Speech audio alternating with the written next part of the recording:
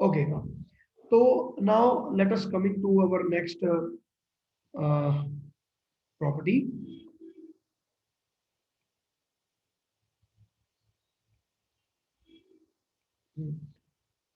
अब देखते हैं, तो अब यहाँ पर हम करने वाले हैं types of pressures.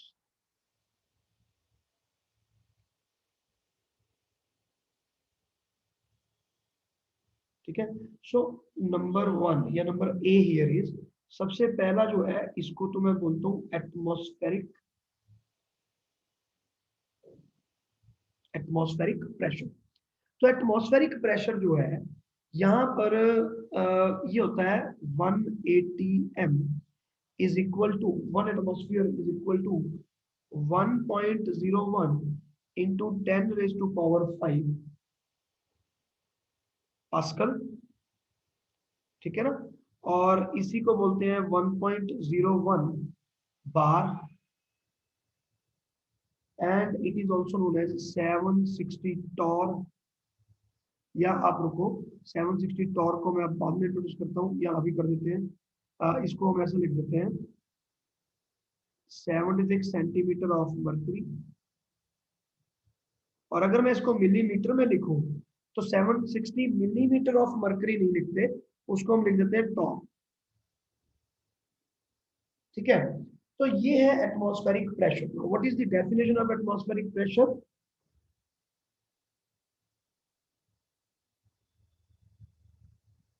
the pressure exerted by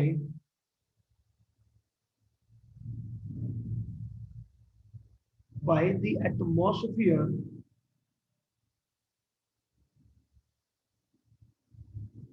on the surface of planet is called atmospheric pressure। तो आई बिलीव कि आप लोगों को एटमॉस्फेरिक प्रेशर के बारे में ये तो पता ही होगा, अप टू 10th आपने किया होगा कि why is atmospheric pressure, why atmosphere is exerting pressure on earth.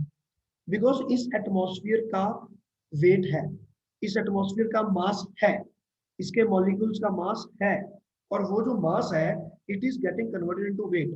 तो mass weight is equal to m into g। तो वो जब वेट इस धरती के ऊपर लगता है, तो जैसा मेरा वेट इस चेयर के ऊपर आ रहा है और मैं कह सकता हूँ कि मेरी चेयर के ऊपर एक प्रेशर एक्सर्ट हो रहा है, उसी प्रकार ये जो एटमॉस्फेयर है इसका वेट इस धरती के ऊपर पड़ रहा है और धरती के ऊपर pressure create. So that will be known as atmospheric pressure. No what is this, इसको मैथमेटिक्स में हम कैसे लेकर आएंगे? तो हमने बोल दिया कि atmospheric pressure will be written as 180 m, that's. तो ये तो हमने एक नया यूनिट क्रिएट कर दिया। बिल्कुल उसी तरह जैसे हमने बोल दिया था कि the distance between the sun and the earth is 1 astronomical unit. Distance between sun and earth ना तो मीटर में लिया, ना किलोमीटर में, ना लाइट ईयर में। वो कह रहे हैं यार इसी को एक यूनिट बना लो आप, तो this distance is equal to 1 astronomical unit whatever it is. Similarly earth के ऊपर जितना प्रेशर पड़ रहा है उसको हमने बोल दिया 180 m। ओके, ऐसा unit of pressure is pascal. तो यहाँ पर मैंने जहाँ ऐसा यूनिट लिखा था, ये जो न्यूटन पर मीटर स्क्वायर है यहीं पर मैं ऐड कर देता हूँ, this is also written as pascal. क्योंकि पास्कल की पी कैपिटल है तो आपको पता चल गया होगा कि Pascal is a very famous scientist. तो उनके नाम पर हमने इस यूनिट को क्रिएट किया है। पास्कल लॉ आगे आप करने वाले हो, तो पास्कल के नाम पे हमने बना दिया पास्कल। ठीक है, तो पास्कल का क्या मतलब? Newton per metre square in simple terms. तो ये हो गया मेरे पास पास्कल। एंड दिस पास्कल और बार, इनमें ये कंडीशन होती है। So 1 bar is equal to 10 raise to the power 5 pascal. तो pascal is a small unit. तो 1 बार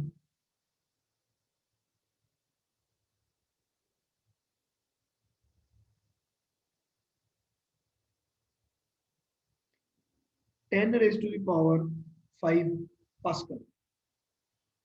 ठीक है ना, इनको याद रखना है। But what is this 76 centimetre of mercury? अब हम इसको देख लेते हैं। देखो, तो here is something called barometer.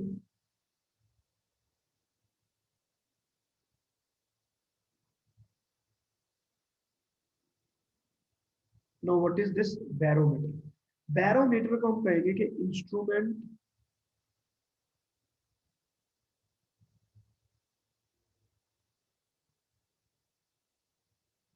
which is used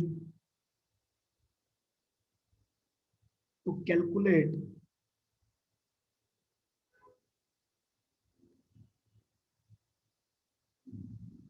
atmospheric pressure, that is called barometer।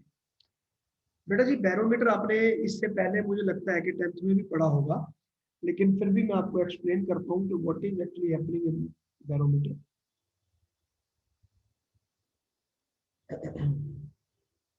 अब देखो जैसे कि ये एक बीकर है और इस बीकर में हमने एक फ्लूइड यहाँ पर भर दिया।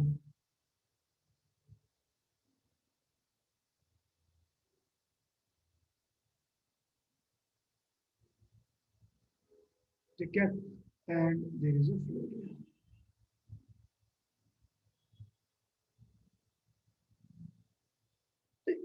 ये फ्लूइड भरा हुआ है। नाउ हमने क्या किया, हमारे पास एक टेस्ट ट्यूब, तो जो इस ट्यूब है इसको मैंने पहले पानी से भर दिया। सारा पानी भरने के बाद मैंने ऊपर से इसको बंद किया, बंद करके इसको ऐसे किया और उसके बाद पानी के अंदर डिप करके, इस बीकर के अंदर डिप करके छोड़ दिया। समझ गए मैंने क्या किया? टेस्ट ट्यूब, इसके अंदर पानी भरा, ऐसे पकड़ा, इसको पकड़ के बीकर के अंदर डिप किया और डिप करने के बाद मैंने इसको छोड़ दिया। तो यहाँ पर मैंने एक टेस्ट ट्यूब डाल दी।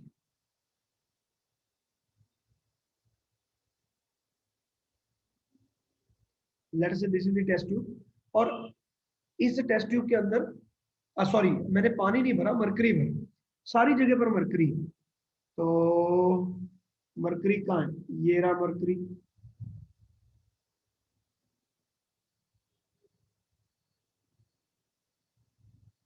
सर बीकर के अंदर मरकरी? बीकर के अंदर भी मरकरी है, पानी नहीं है, मैं गलती से वाटर बोल गया था। तो it is not water, it is mercury.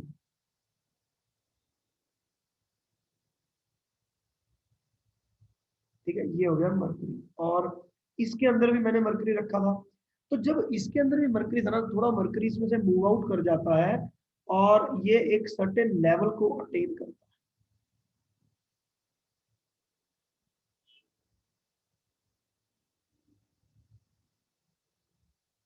Sir जब हमने ट्यूब को मतलब छोड़ा तो उसकी जो उसके अंदर मरकरी थी वो बीकर के अंदर जाके चली गई?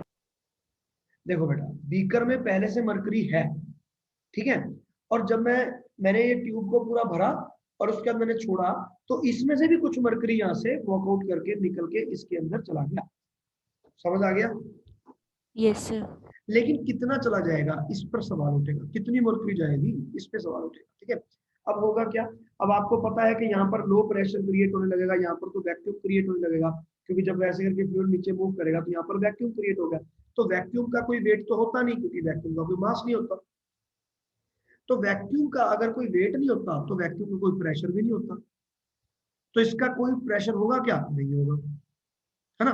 तो अब यह क्या हुआ, इन्होंने ये experiment again and again repeat करके देखा, so they were getting the same results. ये जो हाइट है it was coming out to be 76 centimetre every time. तो जब भी इन्होंने ये एक्सपेरिमेंट किया they were getting this height as 76 centimetre. तो 76 सेंटीमीटर आकर रुक रहा। अब ये क्यों रुक रहा है? Why is it coming 76 centimetre every time? Why not 75, why not 70 और व्हाई नॉट 80? तो ये 76 पर ही आकर क्यों रुके? भैया एक्सपेरिमेंट समझ में आ गया सबको? विस्मित यस सर। है ना? Yes sir. तो ये हो गया आपके पास 76 सेंटीमीटर। तो प्रेशर में ना एक सिस्टम होता है कि अगर आप इस तरह का कोई भी इंस्ट्रूमेंट बनाओगे तो हॉरिजॉन्टल लेवल पर अगर आप प्रेशर कैलकुलेट करोगे तो everywhere the pressure will B same. मैंने क्या बोला?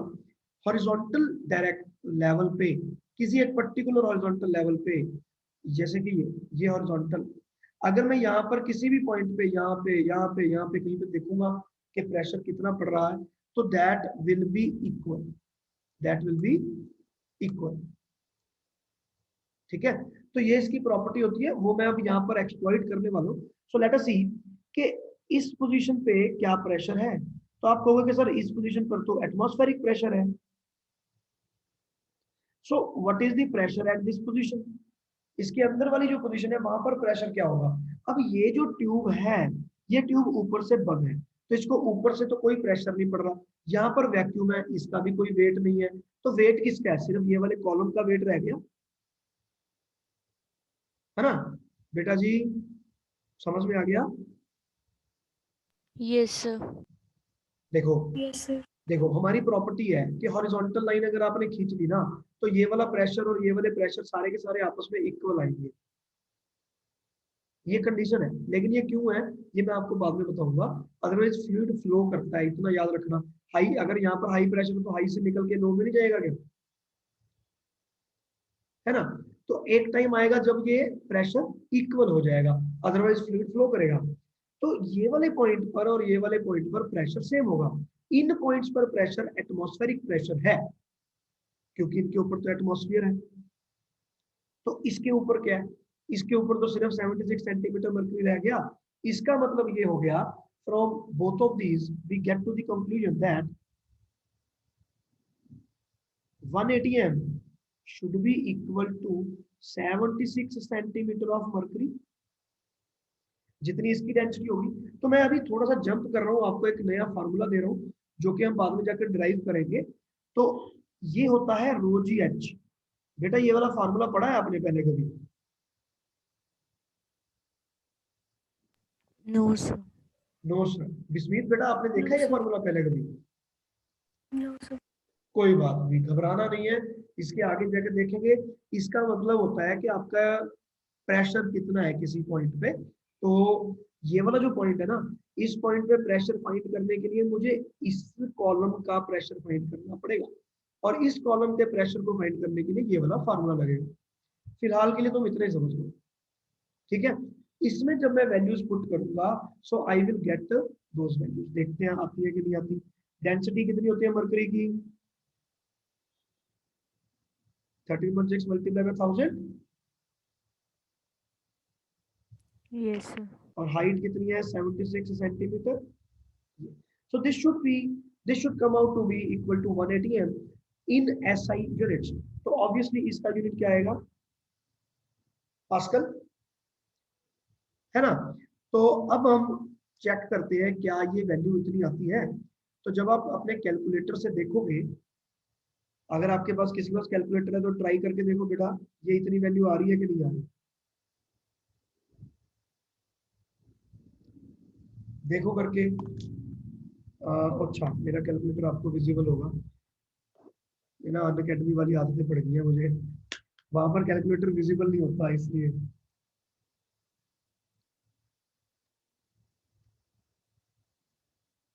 ये देखो आ गया, और इसको आपने कितने पे डिवाइड किया, 10 पे मल्टीप्लाई किया, है ना।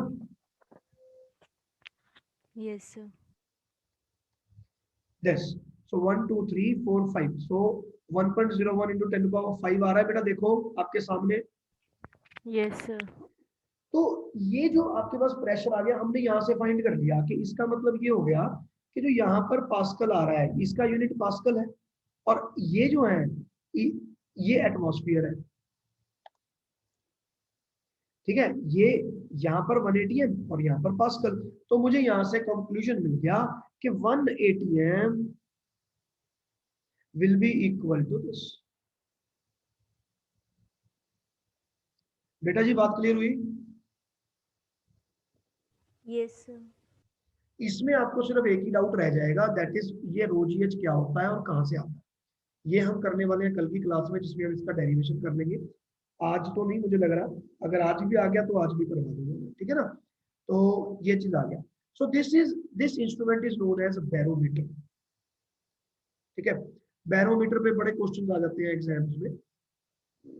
तो एक जगह पर क्वेश्चन आया, a sudden fall in the barometer reading depicts what. भाई एक ही दम से ये 76 की जगह 50 आने लग गया, तो इसका क्या मतलब, मतलब मेरी जगह पर मैं खड़ा था 76 आ रहा था, एक ही दम से 50 हो गया, तो उसका मतलब ये होता है कि यहाँ पर जो प्रेशर है मेरी जगह पे वो अब एटमॉस्फेरिक प्रेशर से लो हो चुका है, तो वो क्या इंडिकेट करता है? Low pressure. और लो प्रेशर ज्योग्राफी में कब आता है? जब बहुत सारी गर्मी हो, साइक्लोन आने वाला हो, ठीक है ना, तूफान आने वाला है और एकदम से आंधी आने वाली है, तो उस वक्त क्या लो प्रेशर क्रिएट होते हैं, region low pressure region create होते हैं। जैसे राजस्थान में लो प्रेशर रीजन क्रिएट होते हैं, तभी वहां पर आंधियां ज्यादा चलती है। तो क्वेश्चन आया कि sudden fall in barometer reading means what. नीचे चार ऑप्शंस थी, तो कौन सी ऑप्शन टिक करनी थी? लो प्रेशर और साइक्लोन, है ना, कि सर वेदर खराब इस हो गया। डायग्राम के रिलेटेड मतलब अगर हम 76 को 50 की जगह ले लें तो इसमें क्या मतलब करेंगे हम? बेटा ये 50 पहली बात तो आपने कभी लेना नहीं। अगर आपने मान लो इसको 50 ले लिया तो उसका मतलब ये है कि ये हाइट नीचे हो गई। तो यस सर। ये 76 की जगह आपने 50 लिखा, तो यहाँ पर 50 आ गया, तो उसका मतलब ये है कि उसने बोला कि यहाँ पर प्रेशर कम है ना? नहीं समझे? Yes sir. सर समझ गए। प्रेशर कम हो गया। तो एटमॉस्फेयर की जो एवरेज वैल्यू आ रही है एटमॉस्फेरिक प्रेशर की, वो तो ये है, लेकिन आपकी जगह पर प्रेशर लो है। इसका मतलब कि वहां पर गर्मी बहुत ज्यादा है, हवा उड़ चुकी है और अब आंधियां आने वाली है। Simple, okay sir. है ना?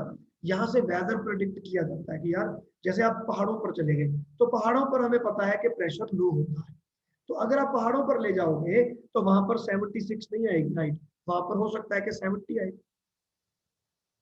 Because pressure will be lower at that place. Okay sir. तो ये एक बहुत ही अच्छा इंस्ट्रूमेंट है, बड़ा सिंपल इंस्ट्रूमेंट है।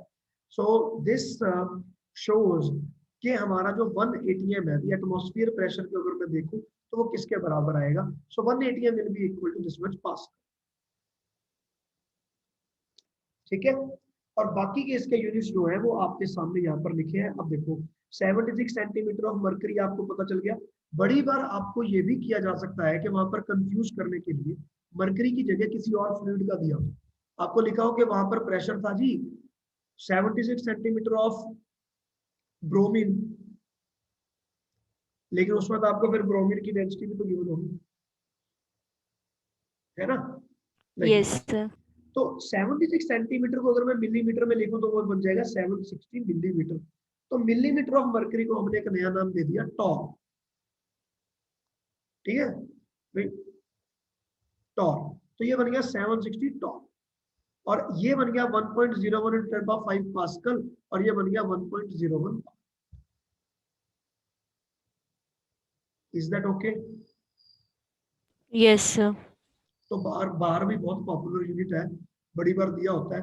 बस इसको याद रखो कि ये परहैप्स आई थिंक सीजीएस है, पता नहीं सिस्टम कौन सा है, लेकिन एमकेएस नहीं आता, एमकेएस में तो पास्कल होता है।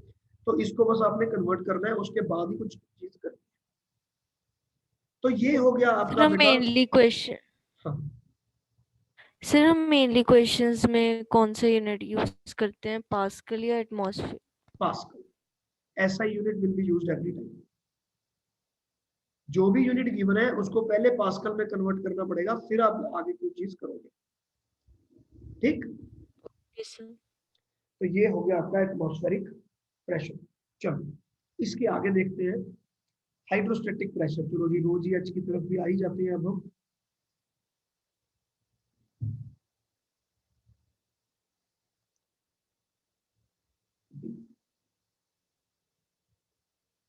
इसको हम बोलते हैं हाइड्रोस्टेटिक प्रेशर। हाइड्रोस्टेटिक प्रेशर जो आपका एच रो जी कह लो या रो जी एच कह लो, तो ये अब कैसे फाइंड होगा?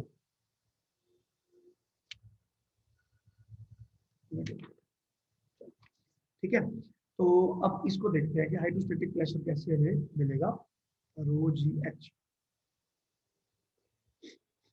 तो let us create a beaker first of all. ये बीकर है और इसके अंदर हमारे पास यहाँ पर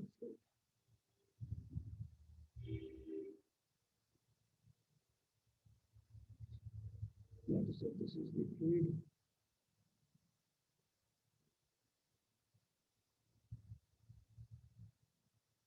ठीक है, अब ये आपके पास आ गया। अब इसमें क्या होगा, हम देखना चाहते हैं कि इसके बीच में midst of this what will be the pressure at P. This is what we want to find. Pressure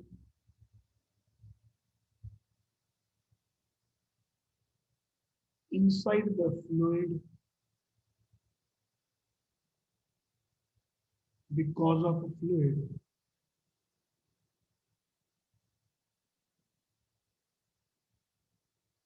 is known as hydrostatic pressure।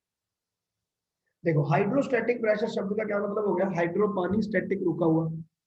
भाई रुका हुआ पानी का प्रेशर एक पॉइंट पर कितना आएगा, हमें वो फाइंड करना है। हमें फॉर्मूला तो पहले से ही पता है, P equal to rho g h आएगा, लेकिन ये कैसे आएगा ये हमें देखना होगा।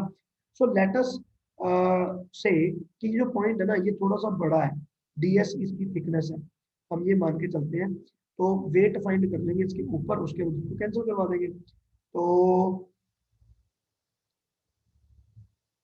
हम यहाँ पर पतली सी एक इस तरह की कोई चीज समझ लेते हैं। ठीक है, मान लो इसके नीचे यहाँ पर एक पॉइंट है और ये जो हाइट है, पॉइंट टू भी नोटेड बेटा, कंफ्यूज मत करना, डाउनवर्ड्स की तरफ। अब बड़े लोग होते हैं वो कहते हैं कि सर इसको एच क्यों बोलते हो, हाइट का मतलब तो होता है कि ऊपर जाना, और ये तो डेप्थ हुई, नीचे जाने वाली डेप्थ हुई। लेकिन हमारे लिए फर्क नहीं पड़ता, हम इसको एच ही लेकर चलेंगे। जैसे उसमें भी एच ही लेकर चले थे जब हमने फ्रीली फॉलिंग बॉडी देखा था, तो at that time also it was H. तो अब हम इसको एच ही मानते हैं। तो अगर ये एच है हमारे पास, और मान लो कि इसका छोटा सा जो नीचे एरिया है वो ds है, so what will be the force या what will be the weight of the liquid contained in this very thin pipe, इसका वेट कितना होगा। तो हम यहाँ पर मान लेते हैं df इज इक्वल टू जो भी छोटा सा वेट है, so that will be equal to volume into, पहले इसका वॉल्यूम फाइंड करेंगे, डेंसिटी इनटू जी, है ना, m इनटू जी होता है ना।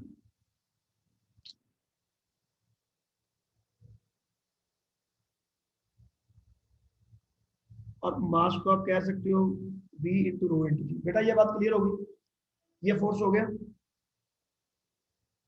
तो वॉल्यूम कैसे निकलेगा, h डॉट ds। बेटा ये बात क्लियर है, यस सर। dv लिख दिया मैंने यहाँ पे, ठीक है ना, जो छोटा सा dv है, तो इसको मैं dm लिख देता हूँ, h this into rho into g. Is it okay.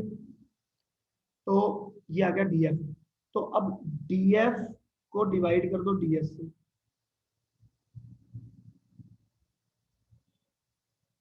तो ये क्या बन गया मेरे पास, आ गया फार्मूला बेटा देखो, यस सर।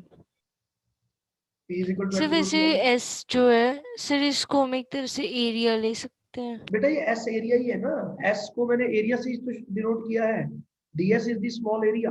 Okay sir. यहाँ पे लिख देता हूँ, ds इज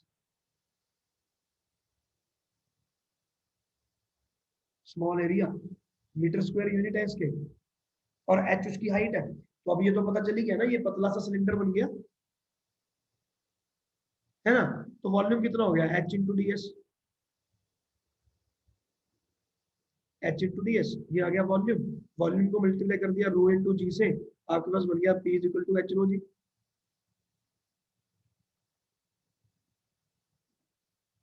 बेटा जी बात क्लियर हो गई। सर ये जो प्रेशर की वैल्यू है ये सर सभी डायरेक्शंस में सेम रहेगी। Absolutely, very good question that you have asked. तो इसकी डायरेक्शन के बारे में बताता हूँ आपको। देखो अब यहाँ पर डायरेक्शन कैसे आएगा, हेलो, हाँ जी, हाँ जी, नहीं नहीं, ये तो बात क्लियर है।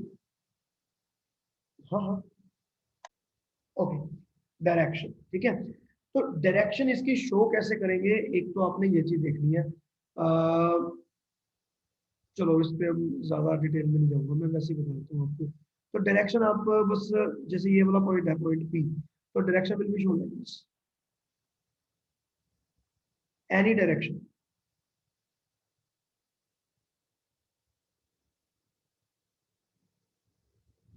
इन ऑल दी डायरेक्शंस, आप डायरेक्शन किसी मर्जी डायरेक्शन में ले लो, आपके पास जो फ्लूइड बन जाएगा वो ऐसे लाइक दिस, ठीक है। So the pressure is P, okay, any direction. तो डायरेक्शन आपकी डिसाइड कैसे होगी, सरफेस से। तो जो भी सरफेस होगा, हम पूछेंगे कि यार इस सरफेस पर प्रेशर कहाँ लग रहा है, आप कहोगे परपेंडिकुलर टू दिस। अगर मैं कहूँगा सरफेस ऐसी है तो परपेंडिकुलर टू दिस, तो pressure will always be perpendicular to the surface, चाहे जैसे मर्जी। Is it okay? Yes sir. बेटा आपकी क्लास खत्म होने वाली थी ना, है ना? 5-10 मिनट्स ऊपर से होते हैं, ठीक है, टाइम इज अप। प्रॉब्लम क्या होगी? चलो, तो ये हो गया प्रेशर। तो ये प्रेशर जो है बेटा, इसको हम बोलते हैं हाइड्रोस्टेटिक प्रेशर। ओके, चलो आज हम इतना ही करते हैं, क्योंकि आपका 1 आवर इज ओवर नाउ, तो इसके भी 30 मिनट्स होने वाले हैं। तो this much is enough for today. तो इसके बाद जो आपकी कल की क्लास होगी, उसमें हम बाकी का प्रेशर देखेंगे। थोड़ा सा इलॉन्गेटेड है, लेकिन आपके कॉन्सेप्ट सारे क्लियर हो गए। डरने की बिल्कुल भी कोई बात नहीं है। फिजिक्स है सब्जेक्ट, तो बहुत ही इजी सब्जेक्ट है, समझ में आने लगे तो कचुम्बर निकाल दो आप इस चैप्टर का, कुछ भी नहीं है ये। तो बस मेरे साथ बने रहो और एक बुक रेफर करते रहो। 5 बुक है आपके पास, 5 बुक में से पढ़ते रहो। अगर आपको लगे कि यार कुछ भी समझ नहीं आ रहा, 5 book is the last resort, ठीक है ना? तो उसको आप पढ़ लेना। 5 बुक में से सारी थ्योरी आपको ऐसी कैसी मिल जाएगी 100%, ठीक है। समझा मैं आपको यहाँ पर दूंगा, so there is no problem, okay. और इसके अलावा मैं 1 मार्क के और 2 मार्क के क्वेश्चंस जो हैं वो मैं आपको व्हाट्सएप कर दूंगा। तो व्हाट्सएप कर दूंगा, नहीं तो आपके गूगल क्लासरूम ऐप पर डाल दूंगा। और जिसने पढ़ने हैं पढ़ लेना, दोनों ही पढ़ लेना वैसे तो आप, ठीक है ना? 1 और 2 दोनों पढ़ लेना। चलो, एनीथिंग एल्स?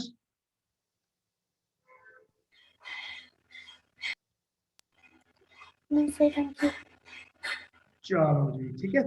तो 1 मार्क 2 मार्क के क्वेश्चन दूंगा, वो पक्के से पढ़ लेना बेटा, ठीक है। All the best, bye.